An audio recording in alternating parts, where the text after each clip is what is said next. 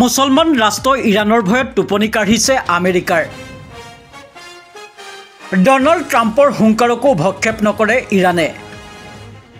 Donald ট্ৰাম্পৰ সৈতে আলোচনা নকৰাৰ সিদ্ধান্ত আয়াতুল্লাহ আলী খামেইনিৰ। ভিডিঅ'টো ইমানে শ্বেয়াৰ কৰক যাতে অহংকাৰী আমেৰিকাৰ অৱস্থা শুনক। ইৰাণৰ পাৰমাণৱিক শক্তি ব্যৱহাৰৰ নীতিত বাধা দিয়াৰ চেষ্টা আমেৰিকাৰ। পত্ৰযোগে ইৰাণক ভাবুকি দিছিল ডনাল্ড ট্ৰাম্পে।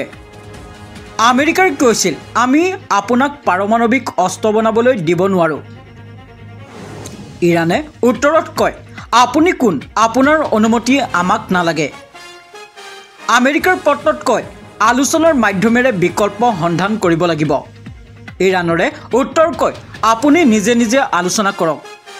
ট্ৰাম্পৰ পত্ৰক ডাইৰেক্ট নটছাত ইছলামিক ৰাষ্ট্ৰ ইৰাণৰ। ট্ৰাম্পৰ সৈতে আলোচনা নকৰাৰ সিদ্ধান্ত আয়াতুল্লাহ আলী খামেইনিৰ।